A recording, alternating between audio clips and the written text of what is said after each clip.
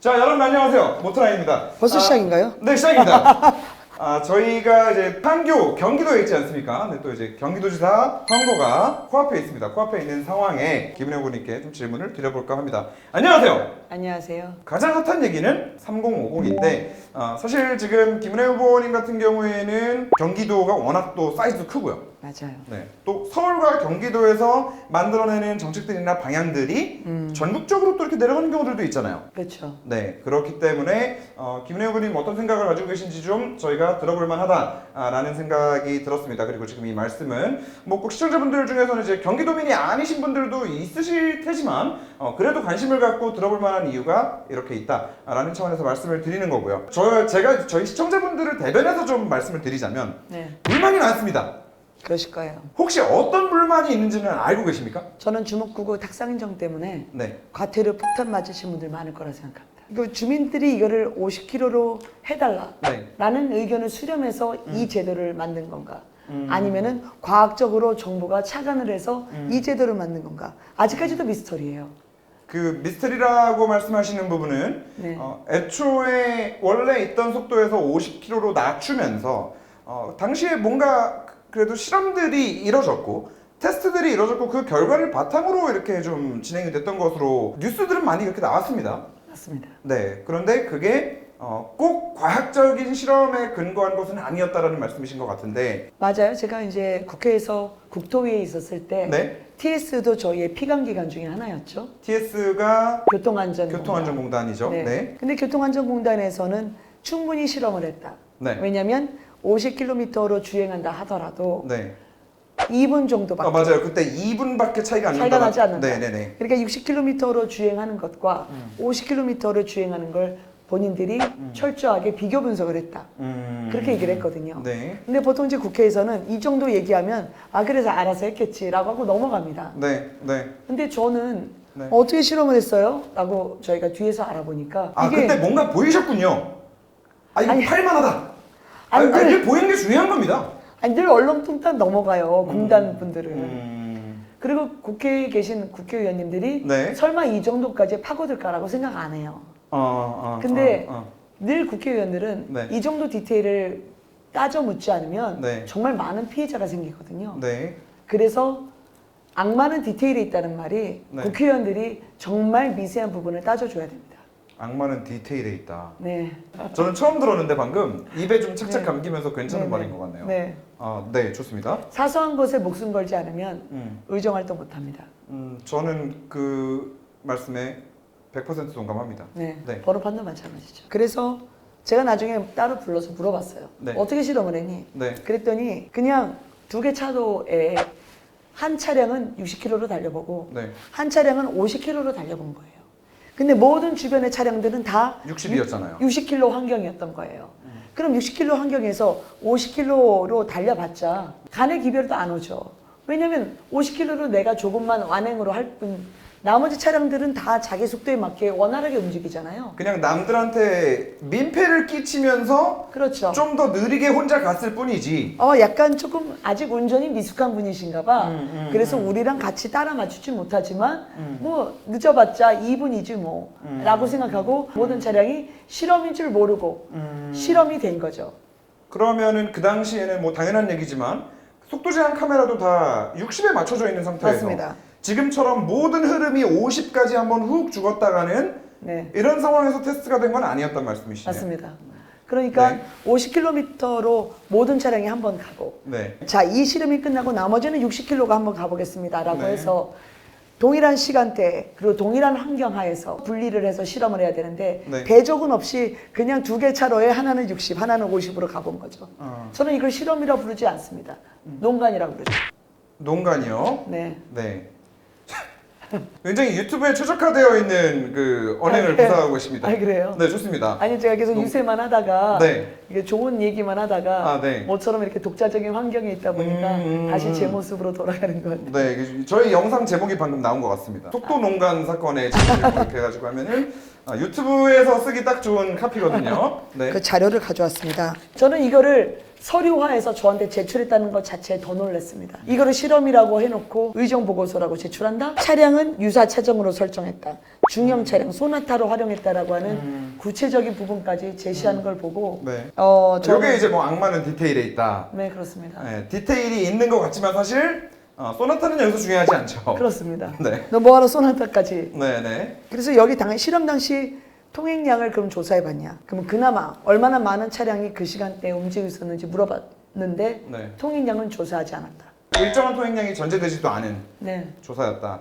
그러면 어쨌든 이 문제를 해결하기 위해서는 어쨌든 일단 제대로 된 테스트가 필요하다.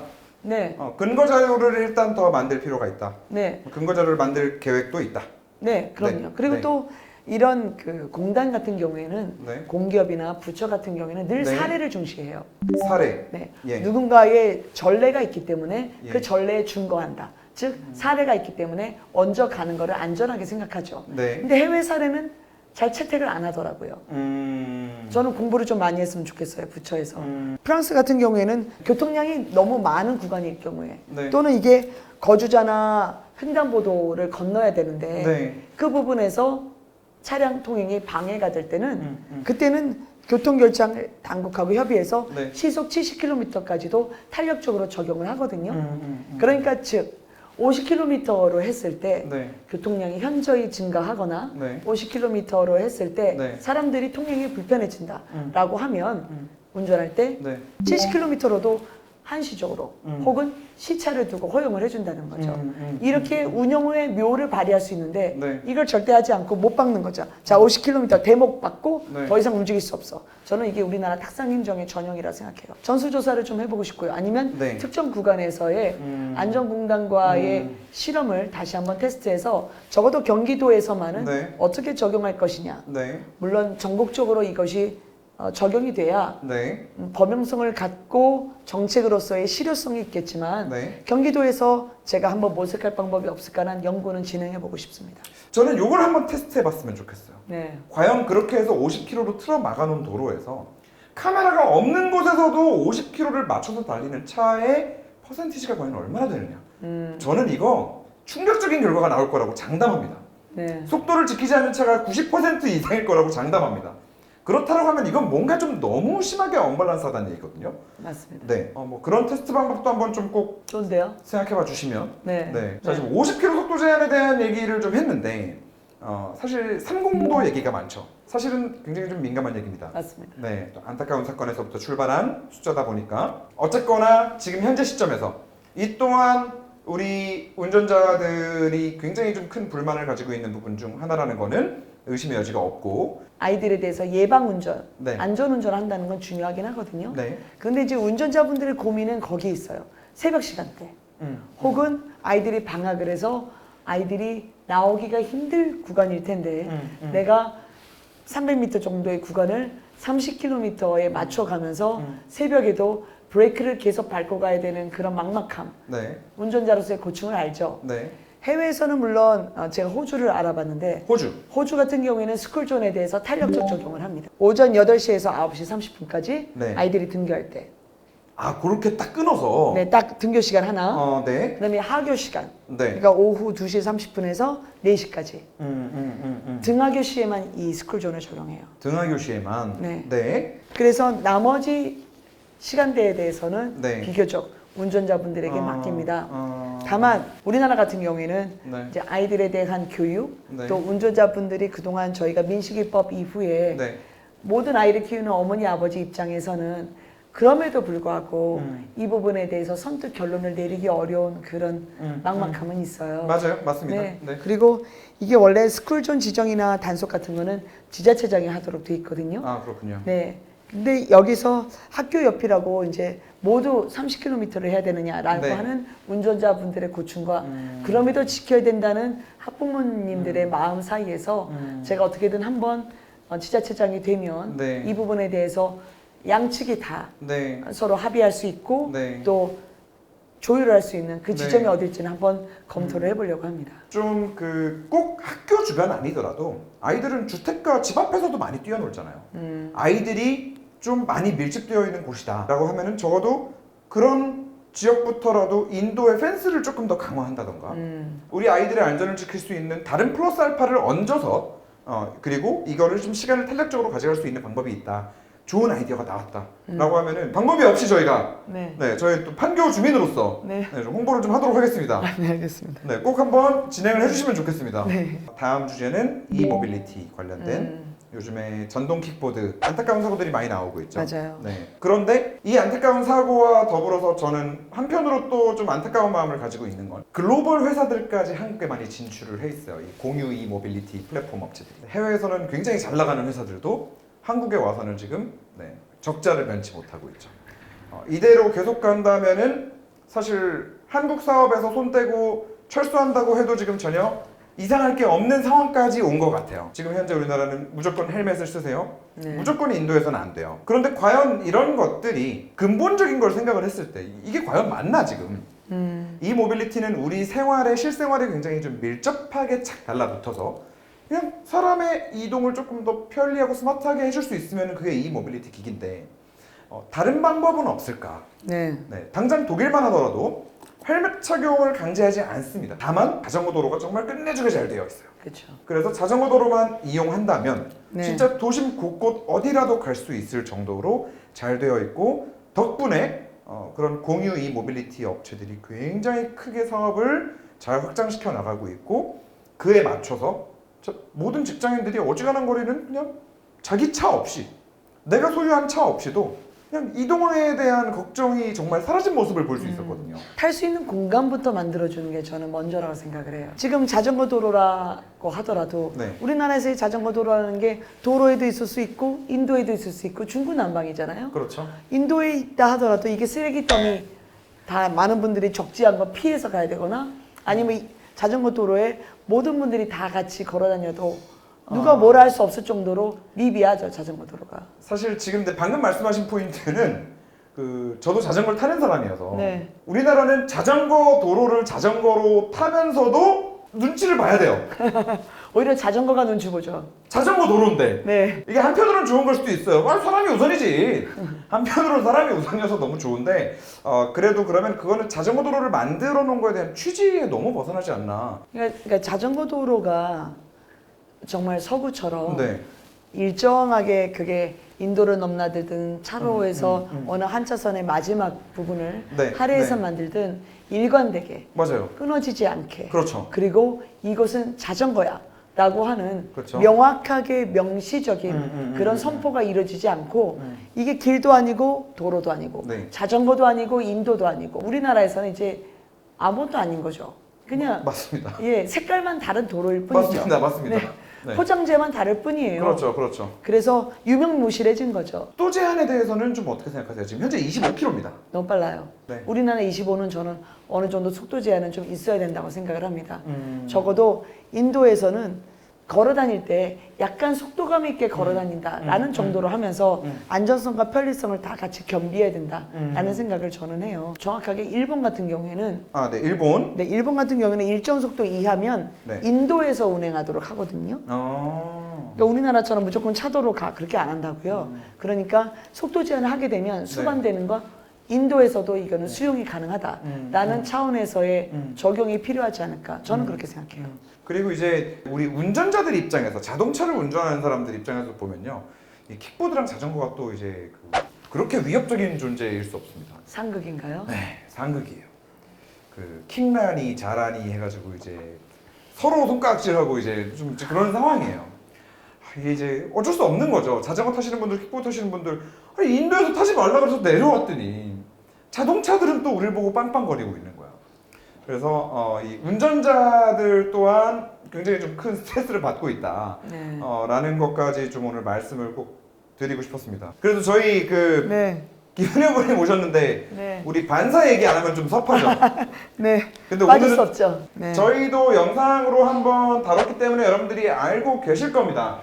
3에서 12칸델라 사이에 반사번호판을 만들어야 된다라고 지금 되어 있는데 기본적으로 이 3에서 12도 잘못됐다라는 생각이 드는 와중에 심지어 이거는 3이 안 나오는 애들이 지금 유통이 되고 있고 맞아요. 네, 3이 안 나오면요 거의 반사가 없다고 보시면 됩니다. 그리고 나가고 있는 영상 보시면 독일에 갔더니 정말 반대편 끝에 있는 희미하게 차가 보일랑 말랑 하는 상황에서도 번호판이 빡 하고 빛나면서 달려오는 게 번호판이 먼저 보이더라고. 저게 반사 번호판이구나.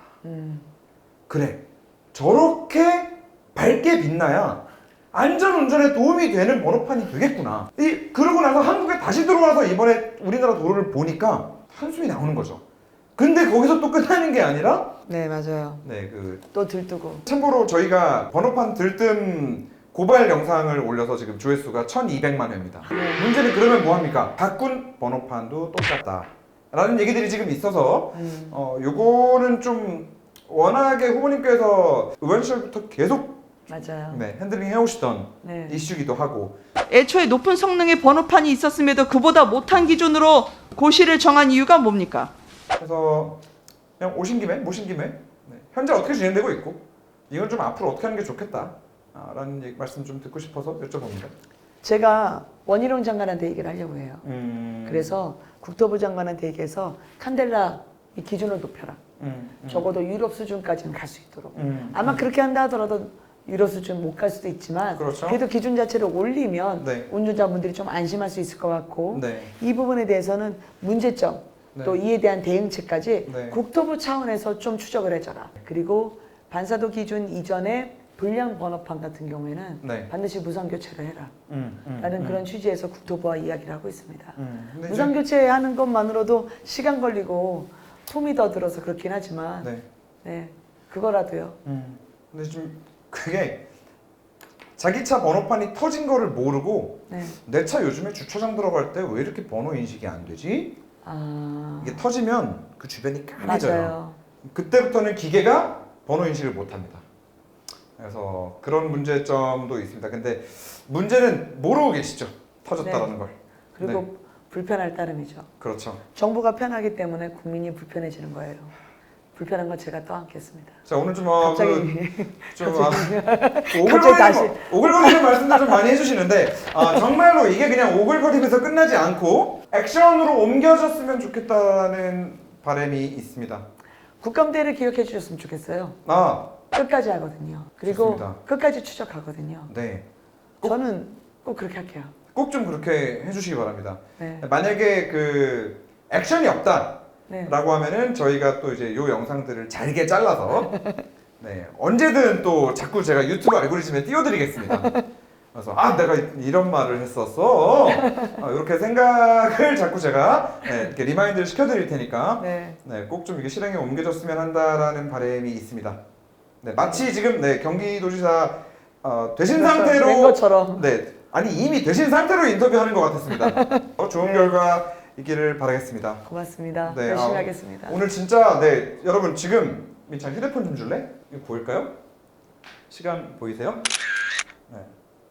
저녁 11시 13분입니다. 고맙습니다. 불러주셔서. 감사합니다. 저희 시청자분들께 한마디 인사해 주시고 네 끝내겠습니다. 네. 모트라인 시청자분들은 저한테는 동반자와 같은 겁니다. 왜냐하면 제가 국회에서 이 번호판 문제 제기를 했을 때 많은 분들이 갸웃했거든요. 근데 모트라인 분들만 알아주셨어요.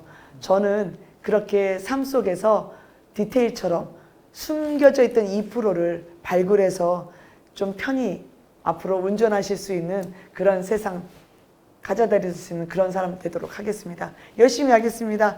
늘 응원하고 사랑합니다. 감사합니다 여러분. 고생 많으셨습니다. 고맙습니다. 끝.